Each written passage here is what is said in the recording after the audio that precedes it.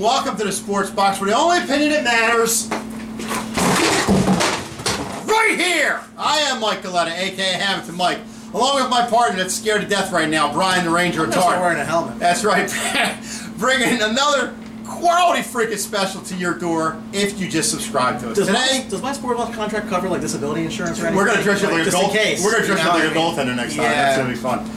Today we're going to talk about, obviously, our special cleaning up the mess. And unfortunately, last night, the Bills lost to the Jets 37-31 in I don't want to say a heart-wrenching game, but you know what? Let's talk to the guy who is our Bills affiliate, who's going to answer a lot of those questions today, Bill Danielson. Bill, you on the line? Chris Danielson. I'm sorry. Buffalo Bill. Man, I am a train wreck Buffalo today. Bill, Chris Danielson. Buffalo Bill. Go ahead, say it. Go ahead. Chris, he's so flustered by throwing things. Oh, man. Oh, man. That's all right. It's our bloopers reel. That's all right. Go ahead. Just call him Bill. Clean up the mess. Let's talk to Chris. Chris, you on the line? Yeah, I'm on the line. How you guys doing? Attaboy. Go ahead, Chris. Let's talk a little bit about the Buffalo game. Stop it. Let's talk a little bit about the Buffalo game last night. You know, the Bills looked like, you know, they didn't look bad in the first quarter. They had it going on. Tyrod Taylor making a couple plays on his feet, and then it just kind of, they couldn't stop the Jets. What do you think the issues were last night? Well, I think that the game wasn't nearly as close as it looked. The Bills got away with, you know, they got beat really bad in time of possession, and they got away with a couple of long, deep throws by Tyrod Taylor to some of their lesser-known receivers and scored some points. But from what I could see, the whole game, the Jets dominated.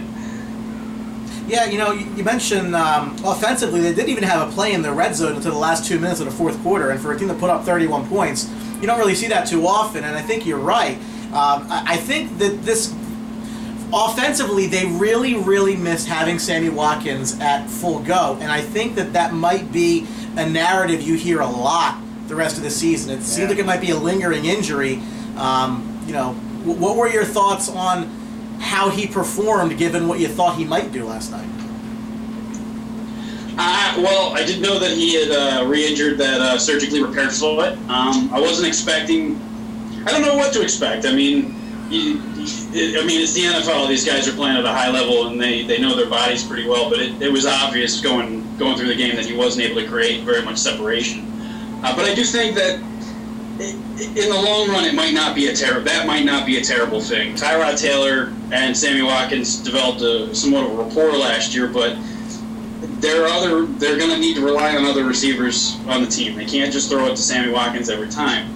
And you look at a situation like in Carolina last year where Kelvin Benjamin got hurt, and Cam Newton had to throw it to other receivers and found out that there were other receivers on the team. Yeah, and you look at Buffalo's passing attack yesterday, and it was, I don't want to say futile, but you know, you got guys getting the ball maybe one or two times. They really tried to spread it around a lot, including 4 catches to McCoy and 5 to Charles Clay. I don't think the passing attack was any of the issue, but you know, LaShawn McCoy, you talk about, you know, needing to step up a little bit. 59 yards. I know it was a good Jets defense, but 59 yards on 15 carries just isn't going to cut it. Well, also they were able to crowd the box because they knew that they had Sammy covered, and there wasn't much else that Buffalo could do. So I watched a lot of those running plays. I happen to have McCoy in my fantasy league. And when there was something there to take, he took it. Yeah. I'm reminded, you know, I think what could have been a turning point in the game was that start of the second half where Buffalo scored 2 touchdowns pretty quickly.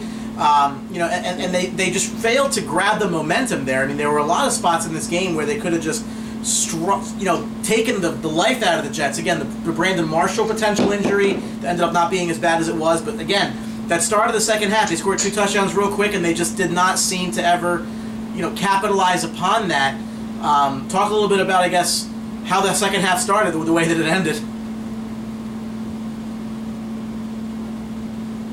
Well, it started off with me pretty excited, and it ended with me in bed for work the next day. And it's kind of, I hate to, I'm used to this. As a Buffalo Bills fan, I'm used to this. I'm used to, you know, them starting out and being in the game the whole game and just not being able to capitalize time after time.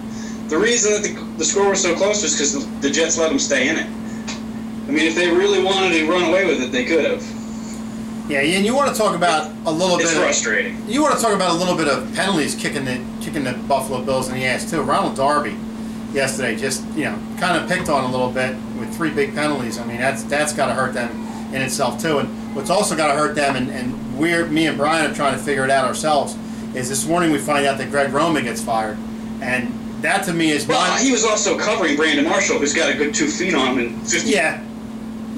Oh no, I agree with that. I agree with that. But like we were saying with the Greg Roman situation too, you get rid of the offensive coordinator when they put up 31 points, and the defensive coordinator still stands, and they allow 37 points, which is we're trying to figure it out here. Yeah, but in my opinion, and I don't know this because I'm not privy to what goes on in the Buffalo Bills organization, Dennis Thurman is not really the defensive coordinator. Rex and Rob Ryan are the defensive coordinators. Dennis Thurman just holds the job title. And he's a holdover he came over with him from the New York Jets. Greg Roman was one of his first hires, but he was not a Rex Ryan guy initially. And I think it was a bad move. I think that firing an established offensive coordinator who was putting up points and who was making your offense look pretty good with some unknown players, especially last year, it seems like a desperation move, especially in week 2. Well, you mentioned that it is week 2, but you look at the upcoming schedule for the Bills, and it just does not get any easier. Their next 2 games are against arguably the favorites in each conference to go to the Super Bowl. They're going to be in Arizona. They're going to host Arizona next week, and then go to New England the week after that. I mean, we said this, I think, in our 32 Fans series preview of the Bills. They had to get off to a good start in the first 2 games because the next 2 were not going to be so easy. Do you think 0-4 is a realistic possibility here, unfortunately? Oh, absolutely. 0-4 is a realistic possibility. It's tough to say what this team could have been without suspensions and injuries, but this is what the team is. And, good teams find a way to get through this. I'm not seeing that. And like Brian says, you got a tough road ahead of you. And last night, you look at the numbers. You allowed Ryan Fitzpatrick 374 yards passing. You allowed Matt Forte to get the ball 30 times for 100 yards, and you let Eric Decker get 126 yards on you. That doesn't bode well for a defense that needs to improve. So. And it stings especially bad for those of us that have never seen Fitzpatrick have a game like that, one time, Buffalo. Yeah, one time Bill. That's right. Yeah, exactly. Yeah, I mean, I think it's especially tough for Buffalo. I mean, they've owned this rivalry as of late. I mean, they won 5 in a row going into this game, and as we said in the Jets preview, the Jets lost twice to the Bills last year, and it cost them a playoff spot. They had some extra juice into this game, and they played well. Again, I think Buffalo's got to be really disappointed to score 31 points and not win a game with Buffalo with that level of defense. I think at home. Yeah, I mean that's a game you got to win, unfortunately, and I think they're going to remember this one towards the end of the season if they just miss the playoffs. I think. Well, and besides that, and my last point is, I hope you don't get haunted by the name, Chris, of Quincy. Yeah, I definitely agree. I don't want you to get haunted at night by the name Quincy Enunwa either. Enunwa, because he had a big game yesterday. Oh, yeah. And that where did he come from? No idea. 6 catches for 92 yards. That's a hell of a game for him. But we want to thank Chris Danielson for getting on the line and sucking it up for the Bills and taking one for the team on cleaning up the mess. Chris, thank you for joining us. I really appreciate it. Thanks a lot for having me. Absolutely a pleasure. And only winners come to the Sports Box, even if they clean up the mess. Even if they're losers. They're still winners. They're still winners in the Sports Box. So. Remember, keep an eye out. We got some good stuff coming. And, of course, you know where to find us on Twitter at SportsBox Show. Like us on Facebook where all of our videos are posted. Or just subscribe to the YouTube channel, and you'll get them before even Facebook knows about it. That's right. And I can finally get somebody's name right, too, today. That'd be a first, too. Brian, Chris, and myself know at the Sports Box, the only opinion that really matters is right here. Thanks for watching, folks. See ya. Don't forget to subscribe.